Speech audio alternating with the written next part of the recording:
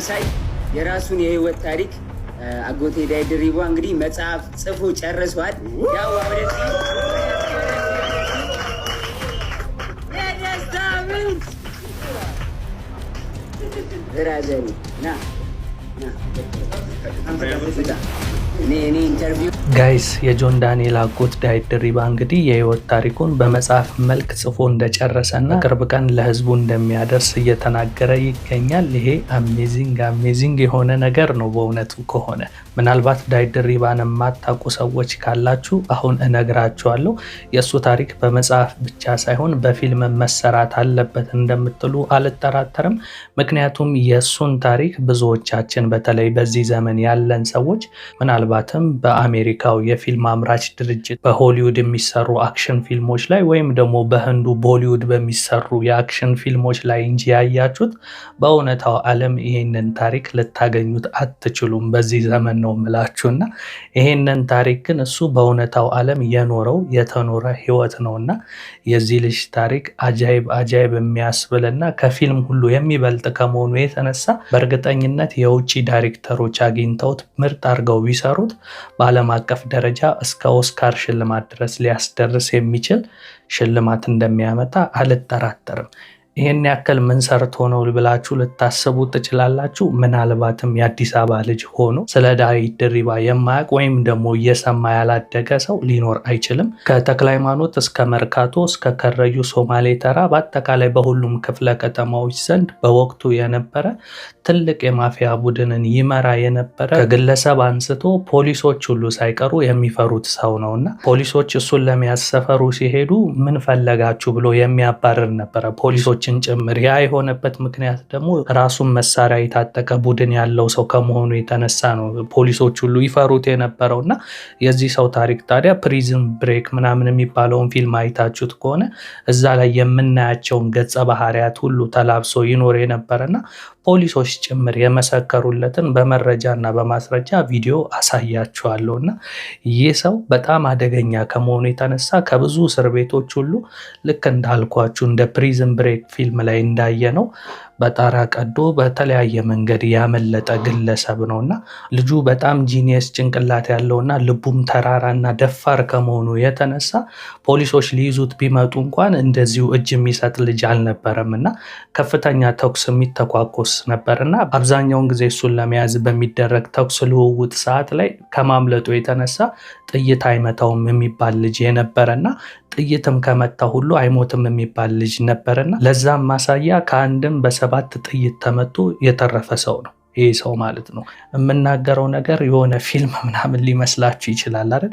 አሁን ያልኩትን ነገር ከራሱ አንደበት አስደምጣችሁና እንዴት እንደተረፈ ቀጣይ ደግሞ ማለት ነው ፖሊሶች ይፈሩት ነበር ያልኩትንም ነገር ደግሞ ዝም ብዬ ፈጥሬ ያወራሁት ነገር እንዳልሆነ በህዝብ ፊት ፖሊሶች ላይ እንዴት ማስፈራሪያ ዛቻ ያደርግ እንደነበርና በጣም የሚፈራ ሰው እንደነበር ቀጥታ በወቅቱ ከነበረ መርማሪ ፖሊስ አንደበት አሰማችኋለሁ። በሰባት ጥይት ተመቶ ከሞት የተረፈበት ነገር በመጽሐፉ ላይ አስፍሮታል። ከዛም ሐሳብ መነሾ ዛሬ ጆን ዳንኤል ላይቭ ላይ በቀረበበት ሰዓት እንዴት እንደተረፈ እስኪ ከራሱ አንደበት እንስማው።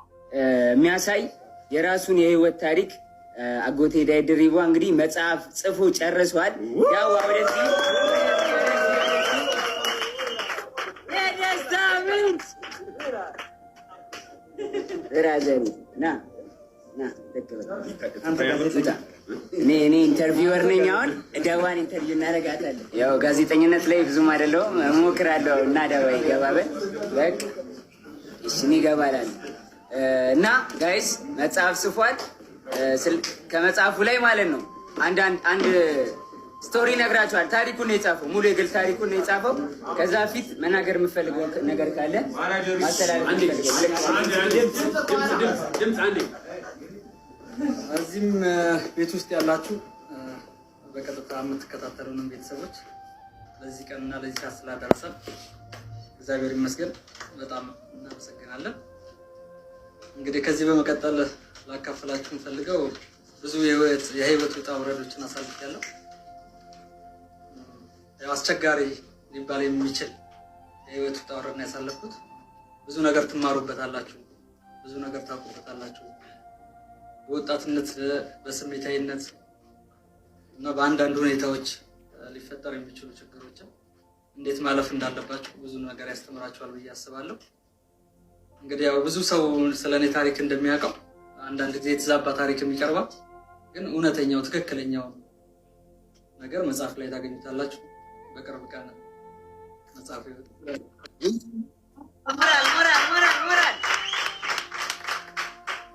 እሺ ኢንተርቪወር ጆን ዳንኤል ይቀጥላል። እሺ አጎቴ ታየር እሺ ከመጽሐፉ ላይ ለቤተሰቦቻችን አጠር ያለች ከመጽሐፉ ላይ ካሉ ስቶሪዎች አጠር ያለች ያስተምራቸዋል በምታስበውን እና ደግሞ መጽሐፉን እንዲጠብቁት ደግሞ አሪፍ ፓርት መርጠ ከመጽሐፉ ላይ ሙሉ አሪፍ ነው። ባይ ዘ ዌይ መጽሐፉን ከጀመራችሁት ማለት ምሳ ራሱ አበሉም ጨርሱታላችሁ ጀመራችሁ እና አሪፍ አንድ ታሪክ ንገራቸው እስካደረሰበት ጉዳት ድረስ አንድ አጠር ያለች ለቤተሰቦቻችን ንገራቸው። አመሰግናለሁ የተከበሩ ጋዜጠኛ። እኔ እንኳን መናገር የምፈልገው ምናልባት ስላሳለፍኩት ውጣ ውረድ ወይ ስላሳለፍኩት ታሪክ ሳይሆን እግዚአብሔር እንዴት መሐሪ እንደሆነ እና እንዴት ምን ያህል ከሞት ማውጣት እንደሚችል ነው መግለጽ የምፈልገው። ምክንያቱም እኔ በሰባት ጥይት ተመትቼ ኦልሬዲ ሞቷል ተብሎ ሬሳ ክፍል ዳግማዊ ምኒልክ ሆስፒታል ሬሳ ክፍል ገብቼ ነው ከዛ እንዳልሞትኩኝ ደግሞ ታይቶ ከዛ የወጣሁት እና የተፈጠረው ደግሞ በወቅቱ በጣም ፈለግ ስለነበረ ከአዲስ አበባ ሸሽቼ ደብረ ዘይት የተወሰነ ጊዜ ተቀምጬ ነበር እና እዛ እንደነበርኩኝ ክትትሎች ደርሰውብኝ ከነሱ ጋር በነበረው ላለመያዝ የማደርገው ጥረት በሰባት ጥይት መተው ኦልሬዲ ሞቷል ብለው ነበር በወቅቱ። አባዲና መጥቶ በቪዲዮ ተቀርጬ በጥቁር ሬሳ ማሰሪያ ፌስታል ታስሬ ከዛ ወደ ሬሳ ክፍል አዲስ አበባ መጥቼ ከገባው በኋላ አጋጣሚ በወቅቱ የነበሩት የመርማሪ ቡድኖች እኔም ሆኔን ለማጣራት ሬሳውን ከፍተው ሲያዩ እንዳልሞትኩኝ አረጋግጠው ድጋሚ ወደ ፖሊስ ሆስፒታል የወሰዱኝ ያለ ህይወት ለመኖር ጥረት እያደረኩ ነው። እግዚአብሔር ይመስገን አንድ ማካሪ ሳይጎደል ዛሬ በእናንተ ፊት ቆሜ ይህን ነገር ለመናገር በቅቻለሁ። እግዚአብሔር ይመስገን።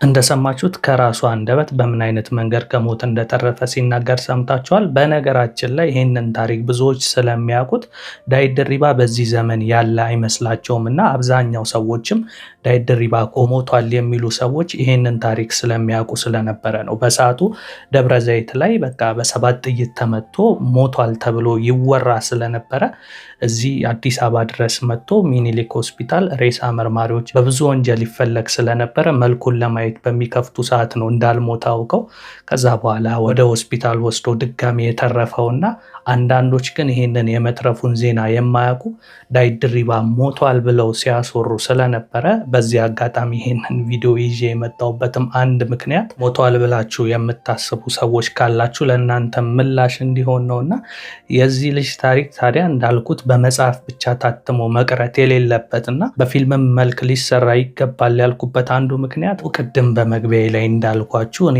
አጋንኛ ያወራሁት ነገር እንዳልሆነ እንድታቁት ፖሊሶች ጭምር ይፈሩታል ብዬ ያወራሁትን ነገር ደግሞ በወቅቱ ከነበረ ፖሊስ ከአንደበቱ ላሰማችሁ።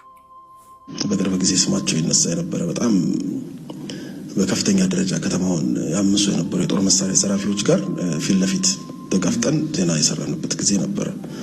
አንዱን ሰው ያውቀዋልና አሁንም አለ እሱ ልጅ። በአንድ ወቅት የሜታ ቢራ ፋብሪካ ዘረፋ ተካሄደ። ጠዋት ወደ 2 ሚሊዮን ብር አካባቢ ይመስለኛል ወደ ባንክ ገንዘብ ለማስገባት በመኪና ሲሄዱ የሽያጭ የተሰበሰበ ገንዘብ መንገድ ላይ እነዚህ ዘራፊዎች ይይዟቸውና ዘበኛውን በጥይት መተው ሂሳብ ሰራተኛዋ ወደ ባንክ ይዛ የምትሄደው እሷ ያዘችውን የገንዘብ ሳምሶናይት ይዘው ወደ ሶማሌ ተራ ቁልቁል እየሮጡ ሲሄዱ ፖሊስ ደግሞ በአጋጣሚ ወደ ስራ የሚገቡ ፖሊሶች ነበሩ። ሰርቪስ ፒክአፕ የሚመጡ የነበሩ 100 አለቃ እሱ እና ሌሎች ነበሩና በአጋጣሚ ተገጣጠሙና ከዛ በኋላ መሀል ላይ ተኩስ ተከፈተ። እነዛ የያዙት ብር ሻንጣው ተከፈተና በዛ በሶማሌ ተራ ቁልቁለት ላይ ብር ተዘራ። እንግዲህ 2 ሚሊዮን ብር ስትማች። ከዛ ፖሊሶች ተከታትለው ያዟቸው። ከዛ በኋላ ልጆቹ ሲያዙ በጣም ከባድ ዘራፊዎች ናቸው። ኢንተርቪው ላደረገው ስል አይሆንም ማለት ዛተብኝ። ኢንተርቪው ስላደረኩት ስንወጣ መጀመሪያ አንተ ነው ምደፋልኝ በህዝብ ፊት ማለት ነው። እኔ ደግሞ ያው እኔም ፖሊስ አይደለም እኔ አንተ በዋስ ተፈተህ ስትወጣ ደጅ ላይ ከኔ ጋር ነው የምንገናኘው እና አልኩና እንዲህ ተመላለስ። መጨረሻ ላይ አመለጠ ከእስር ቤት አመለጠ ሲባል መሌ ያለኝ ጉድኝ አመለጠልህ። ምክንያቱም በጣም ነው የሚፈራው ክትትሎች ሰርቪላንሶቹ ምናምን እነሱን በሙሉ በሽጉጥ እኮ የሚያባርር ልጅ ነው። መርካቶ አካባቢ እኮ በሩ ልክ ሲያንኳኩ ደርሰውበት ምናምን መሳሪያ ይዘው ማንም እኮ አይደለም ራሱ በሩን ከፍቶ ምን ፈልጋችሁ ነው ምናምን ብሎ ፖሊስ የሚያባርር ሰው ነውና በጣም ይፈሩት ነበር። ትልቅ ሞል ለመዝረፍ እኮ ከማስተር ፕላን ምናምን አውጥቶ እኮ በጣም የሚገርም ልጅ ነው። ልጅ እንትን በቃ ይሄ የፊልም አይነት ነው የሚሰራ በቃ እንደሱ አይነት ድፍረቱ ልቡ በጣም ይደንቀኛል። እና የቆየ ነገሩ ተረሳሳ ምናምን ጠፋ ተባለ። በቃ ፖሊስም ሊያገኘው አልቻለም። ፍለጋ ላይ ነበር። ከእስር ቤት ነው ያመለጠው። እና አንድ ጊዜ ያዙት እኮ ተከታትለው ክትትሎች ምናምን ኦሎምፒያ ጋር ያዙታል። የኔ ሰፈሪ ማለት ነው። እና ዋት አልኩኝ እኔ ከዛ ሂጂ ያለው የኔ ቤት እዚህ እሱ የተያዘው እዛ ጋርና ይሄ ሰው ያየኝ ምሮኝ ነው። እኔ ማታ ነው የምገባው እንግዲህ ያው ጀርባዬን ብሎ ደፍቶኝ እኮ ሊል ይችል ነበር ወይ ደግሞ አላገኘኝም ማለት ነው። እግዚአብሔር ጠብቆኛል ማለት ነው ብዬ ያሳለፍኩበት ጊዜ ነበርና እንደዚህ አይነት አጋጣሚዎች በጣም ብዙ አሉ። ምን ብናወራቸው እግዚአብሔር በቃ እንግዲህ የሚገርም ሰው እንደነበረ እንግዲህ ፖሊሶችም ጭምር የመሰከሩለት ነው። በነገራችን ላይ ይሄ መርማሪ ፖሊስ ብቻ ሳይሆን የተለያዩ መርማሪ ፖሊሶች ስለ ዳዊት ድሪባ የተናገሩትም ቪዲዮዎች ነበሩ ከሀገር ውጭም የነበሩና በወቅቱ ግን አደገኛ መርማሪ ከሚባሉ ግለሰቦች መካከል ይህ እዚህ ጋር የምትመለከቱት በቪዲዮ ሰውም ስለ ዳዊት ድሪባም ሲናገር የሰማሁት ነበር። እሱ ብቻ ሳይሆን የተለያዩ ሰዎች ስለ ዳዊት ድሪባ ሲጠየቁ የእሱ ታሪክ እዚህ ጋር እንደዚህ ማውራት ብቻ የሚያልቅ እንዳልነበረ አብረውትም ታስረው የነበሩ ግለሰቦች ሲያወሩ ሁሉ ሰምቻለሁ። እስኪ በተወሰነ የዚህን ሰው ሐሳብ ላሰማችሁ።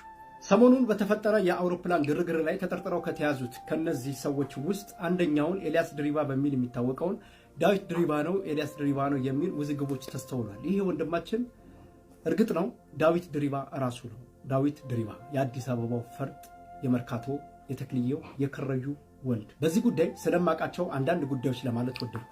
ዳዊት በ80ዎቹ መጨረሻና በ90ዎቹ አካባቢ ላይ አዲስ አበባ ውስጥ አለ የተባለ የከባድ ውንብድናና የዝርፊያ ቡድንን ይመራ የነበረ ሰው ነው።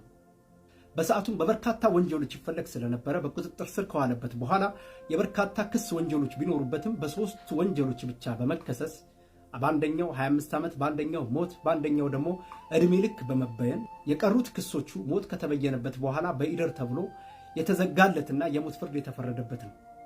በሰዓቱ የሞት ፍርድ በአገሪቱ ላይ ተግባራዊ መሆን ስለማይችል ዳዊት የእድሜ ልክ እስራት ተፈርዶበት በእድሜ ልክ እስራት ይማቀቅ የነበረ ሰው ነው። ይሄ ሰው በመጨረሻም ፕሬዚዳንት ሳህለወርቅ ዘውዴ በመምጣታቸው በስም ዝርዝር ውስጥ እድለኛ ሆኖ ስሙ በመግባቱ ከሞት ወደ እድሜ ልክ ከእድሜ ልክ ደግሞ ወደ 25 ዓመት እንዲሆን ተደርጎ በምህረት የተፈታ ወንድማችን ነው። በዚህ የእስር ሂደት 17 ዓመታትን ያክል በእስር አሳልፏል። አመክሮ ተቀናንሶ የ25 ዓመት እስራቱ ነፃ ተብሎ የፍርድ ሂደቱን ጨርሶ የተፈታው ነው። ይህ ሰው በማረሚያ ቤት በነበረበት ወቅትም ሆነ ከተፈታ ጊዜ በኋላ የነበረው ሂደት በትክክል ከነበሩት ወንጀሎችና ይሰራቸው ከነበሩ ወንጀሎች ራሱን በማንጻት ራሱ በሚያምንበት አምንበታለሁ በሚለው ወደ እግዚአብሔር ቤት ቀርቤያለሁ ብሎ በማሰቡላ ራሱን አንጾና አስተካክሎ ይወጣ ነው። በእስር ቤት የምናውቀው እንዲሁም ደግሞ አብረውት የታሰሩ ሌሎችም ስለዚህ ሰው ምስክር መሆን ይችላል። በርካታ መልካም ነገሮችን በማድረግ በእስር ቤት ውስጥ እንዲሁም ከእስር ቤት ውጪ በርካታ ነገሮችን በማድረግ አዲስ አበባ ላይ ያለ ድሩዬ በሙሉ ያውቀዋል። በመጨረሻም በእስር ከተፈታ በኋላ ስሙንም ስራውንም በመቀየር በዱባይ ሀገር ላይ ስራ እየሰራ የራሱን ህይወት እየተንቀሳቀሰ የነበረ ሰው ነው። ዳዊት ድሪባ የራሱን የተስተካከለ ህይወት የሚመራ የአንድ ሴት ልጅ አባትና በዱባይ ላይ የሥራ እንቅስቃሴ ላይ ያለ ከቀድሞው የጥፋተኝነት ስራው ተጸጽቶ በመተው የራሱን ህይወት እየመራ ያለ ነው። ቲክቶከርም አይደለም፣ አሁን ላይም በዝርፊያ የሚንቀሳቀስ አይደለም። ብዙ መልካም ስራዎችን የሚሰራ ይሄን የምንለው የምናውቀውን እንናገር ለማለት ነው። ስለማንም ጥብቅና ለመቆም አይደለም። የሰፈሬ ልጅ ስለሆነም አይደለም፣ ስለማውቀውም አይደለም። በሐቂቃው ግን ይሄ ነው። ለምሳሌ አንድ ዳዊት ድሪባ የሚባል እስረኛ ለዚህ ላይ ጠቅሻለሁ። ዳዊት በጣም በተደጋጋሚ ወንጀል ነው የገባው። የሱ የዳዊት ታሪክ ብቻ ራሱን የቻለ ትልቅ ፊልም የሚወጣው ነው።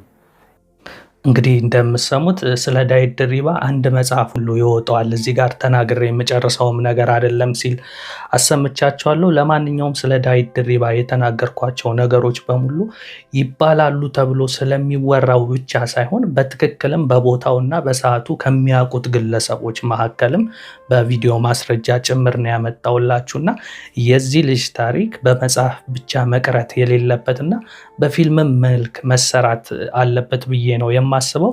ለማንኛውም ዴቫ እንግዲህ በአሁን ሰዓት ካለፈ ህይወቱ ተምሮ ያለፈ ህይወቱንም ለሌሎች ወጣቶች እንዲያስተምር በወጣትነት ጊዜ ያጠፋው ጥፋቶች ሁሉ ምን አይነት ዋጋ አስከፍለውት እንደነበረ በመጽሐፉ ላይ እንዳሰፈረ ተናግሯልና ይህንንም ቪዲዮ ይዤ ስመጣ አሁን ላይ ዳዊትን ለመውቀስ ሳይሆን ዳዊት በጠፋው ጥፋት የሚገባውን ቅጣት ሁሉ ጨርሶ ከእስር ቤት የተለቀቀ በህጋዊ መንገድ አምልጦ ሳይሆን መንግስት የፈረደበትን ፍርድ ጨርሶ የወጣ ታራሚ ነው። እንደውም አንዳንዶች ቅድም እንዳልኳችሁ በህይወት አለ ብለው ሁሉ ስለማያስቡ በህይወት መኖሩንም እንድታቁት ብዬ ነው ይዤ የመጣሁት እና ራሱም ደግሞ መጽሐፉን ያለፈ ታሪኩን ስለተናገረ እኔም ማጠናክሬ ስለሱ አንዳንድ ነገር ላስመልክታችሁ ብዬ ነው። ዴቫ እንኳን በደህና መጣ ብያለሁ። ከዛ ባሻገር ጆን ዳንኤልም እንግዲህ ተከስቷል። አንዳንድ ሰዎች የጆን ዳንኤል አጎት ነው የሚባለውም ነገር ውሸት የሚመስላቸው ነገር ስለነበረ ራሱ ጆን ዳንኤል አጎቱ ስለመሆኑ ተናግሯል። እኔ ግን ከዚህ ቀደም በሌላ መረጃ ላይ ቪዲዮ ሰርቼ የነበረ ዳዊት ድሪባ የጆን ዳንኤል እናት ወንድም ነው። ስለዚህ ለጆን ዳንኤል አጎቱ ነው። ጆን ዳንኤል እንግዲህ ከ1 ዓመት ከ4 ወር እስር በኋላ ተመልሶ መጥቶ በቲክታክ ታሪክ ላይ ታይቶ የማይታወቅ ሪከርድም ሰብሯል። ከ125,000 እስከ 130,000 ሰው ላይቭ ቁጭ ብሎ ሲመለከተው ነበረ። እንደሚታወቀው ከመታሰሩም በፊት ቲክቶክ ላይ አንደኛ ደረጃ ብዙ ተከታታይ የነበረውና የቲክቶክ ኪንግ ተብሎ የሚጠራ ልጅ ነበረ ጆን ዳንኤል። እሱ ከታሰረ በኋላ ቲክቶክ ትንሽ ተቀዛቅዞ ነበረ። ነገር ግን አዶናይ ደግሞ ከካናዳ ኢትዮጵያ ከመጣ በኋላ ቲክቶኩን እንደ አዲስ አነቃቅቶት ጠቅላላ ኦዲየንሱን ተቆጣጥሮት ነበረ። ታዲያ የጆን ዳንኤል መፈታቱ ሲታወቅ የአዶናይ አድናቂዎች ራሱ አዶናይ ኮሜንት ስር ገብተው ምን ሲሉ ነበረ? አዶናይ እስካሁን ለነበረን ቆይታ እናመሰግናለን፣ የቲክቶክ ኪንግ ተመልሷል ሲሉ ነበረ። እንደተባለውም ደግሞ ኪንግ መሆኑን አሳይቷል። የሚገርም የሰው ፍቅር ነው የታየበት። ምክንያቱም በኢትዮጵያ ታሪክ ይሄንን የሚያህል ህዝብ ላይቭ ላይ ማንም ሰው የተከታተለው ሰው የለም። በነገራችን ላይ ጆን ዳንኤል በኢትዮጵያ ታሪክ ትልቁ ሌቭል ያለው ቲክቶከር ነው። ቲክቶክ ላይ እንግዲህ ሌቭል ምናምን ሲባል ሰምታችሁ ይሆናል። ሌቭል 20 ሌቭል 30 ምናምን ሲባል ሰምታችሁ ይሆናል። እሱ ሌቭል 40 ምናምን ቤት ውስጥ ነው ያለው። ሌቭል 40 ምናምን ለመሆን ምን አይነት ነገር ያስፈልጋል መሰላችሁ? እናንተም ለሌላ ሰው ጊፍት መስጠት ይኖርባችኋል። የምትሰጡት ጊፍት ደግሞ በሚሊየን የሚቆጠር ኮይኖች ነው የምትሰጡት እና ይሄ ልጅ ምን ያህል ሀብታም ወይም ደግሞ ኢትዮጵያ ውስጥ እንደሱ ያህል ጊፍተር ያለው ሰው እንደሌለ የሚያሳይ ነው። እንግዲህ ሌቭል 40 ምናምን መግባት ማለት ምን ያክል ጊፍት እንደተሰጠውና እሱም ለሌላ ሰው መልሶ እንደሰጠ የሚያሳይ ሌቭል ላይ ያለ ነውና ታስሮ እንኳን ነው የምላችሁ፣ ታስሮ እንኳን እሱ ሌቭል ላይ የደረሰ የለም። እሱ እንግዲህ ለ1 ዓመት ከ4 ወር ያህል ድረስ ታስሯል። በዚህ ያህል ጊዜ ውስጥ እንኳን እሱ ሌቭል ላይ የደረሰ የለም ስቲል እስካሁን ድረስ እና የቲክቶክ አንደኛ እንደነበረ የሚታወቅ ነው። አሁንም እንግዲህ ተመልሶም ያንን አንደኝነቱን ያረጋገጠ ግለሰብ መሆኑን በተመለከቱት ሰዎች ቪዮር እና ሲሰጠው በነበሩ ጊፍቶች ተመልክተናል። ምክንያቱም ታይተው የማይታወቁ ጊፍቶች ሁሉ ነው ሲወርድለት የነበረው። ከዚህ በኋላ የቲክቶኩ ሂደት እንግዲህ ምን አይነት ነገር እንደሚያስመለክተን ከኦዲዮ አጓጊ አድርጎታል። እንደሚታወቀው አዶናይም አሁን ሰዓት ላይ የቲክቶኩን ማህበረሰብ ተቆጣጥሮታል። አሁን ደግሞ ጆን ዳንኤል መጥቷል። እንግዲህ አጎቱ ደግሞ ዳዊት ድሪባ አለ፣ የእሱም መጽሐፍ ይወጣል። ከዚህ በኋላ ቲክቶኩ ምን አይነት ፉክክር የሚታይበት መድረክ እንደሚሆን ከኦዲዮ አስቤ የኢትዮጵያ ቲክቶክ ካሁን በኋላ ብዙ ተአምራትን ያሳየናል ብዬ አስባለሁ። በአጠቃላይ እንግዲህ ትላንትናና ዛሬ ላይ ሶሻል ሚዲያ ላይ በብዙ ሰዎች ዘንድ እይታ ውስጥ የገቡና ጥያቄ የፈጠሩ ነገሮችን በዛው ምላሽ ልስጣችሁ ብዬ ነው እነዚህን ቪዲዮዎች ይዤላችሁ የመጣሁት። የእናንተው ኤላ ነበርኩኝ። መልካም ጊዜ። መጠየቅ የምፈልጉት ጥያቄ ካለ ኮመንት ላይ ጠይቁኝ።